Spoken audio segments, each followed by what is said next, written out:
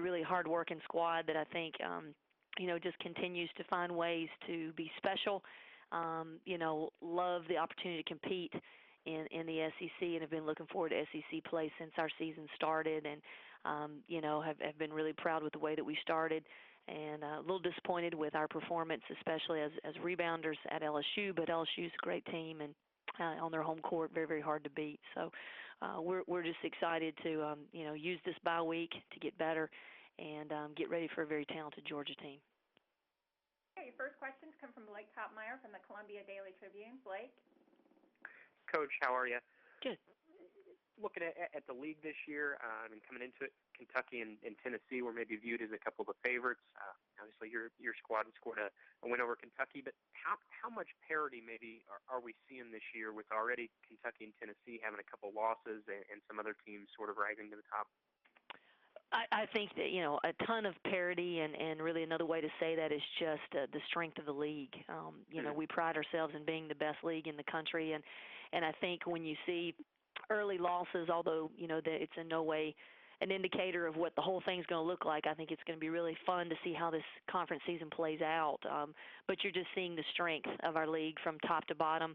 Tennessee and Kentucky obviously have got early on a lot of the notoriety, and early high rankings and that sort of thing. But, just whoever you're playing every single night, you got to play your best basketball or you're going to go home disappointed. Thanks, Coach. Hey, your next question comes from Gordon Sison from Independent Florida Gator. Hi, Coach. How you doing? Hi. Looking ahead now with Kristin Mercer suspended, what adjustments are you going to have to make for the rest of the season? Well, I don't think there are many adjustments for us to make.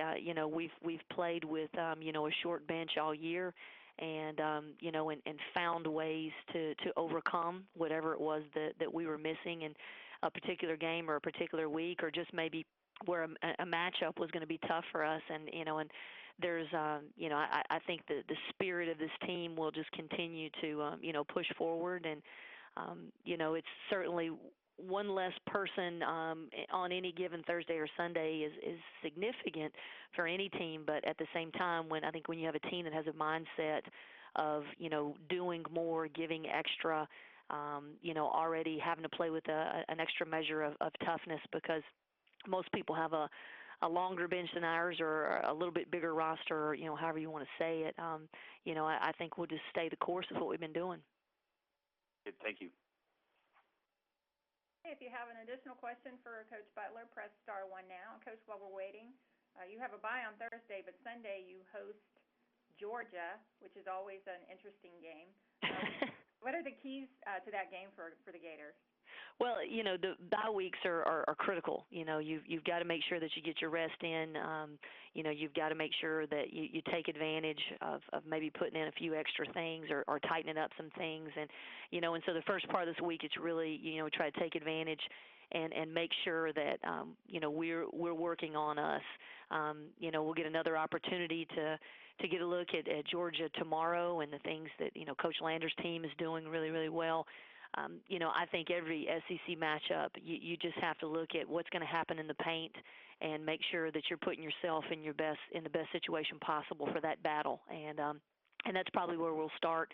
They've got good size. They got some really dynamic players, and and certainly playmakers at other spots too. But we're going to have to play a really, really complete ball game, and coming off the heels of a loss on Sunday, a much, much better game in the paint. Okay, and we have a follow-up question from Gordon. Go ahead, Gordon. Yeah. Now also, how big are Ronnie Williams and Kayla Lewis's roles going to be, especially in regards to rebounding with only 7 players? Well, I think both of those young ladies, feel an extra measure of responsibility, and that's just because they're good people and they're great competitors, and they want to do whatever they can for their team. But I don't think, the other 5 that are able to play right now look at it at all as just Ronnie and Kayla's job. I mean, Kayla had 17 boards against LSU on Sunday. You can't ask for much more than that, and we still didn't do what we needed to do in that rebounding battle. So I think that that responsibility is going to be spread across the team.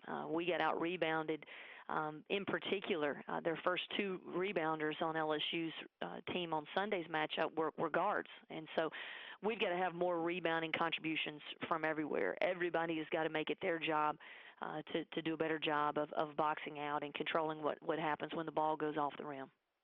Right. And does Ronnie Williams' foul trouble now take a higher priority in practice to try to correct that? Well, it's just it's a tough thing to correct. It really you can certainly try and teach and drill things in practice, but game situations and being able to handle those game situations, and also understanding that the scouting report on you now says that maybe you're foul prone. People are going to come at you. People are going to throw the ball in your way, and you've just got to take things to another level. And I fully expect Ronnie to do that. She's made great strides. Sunday I think was a little bit.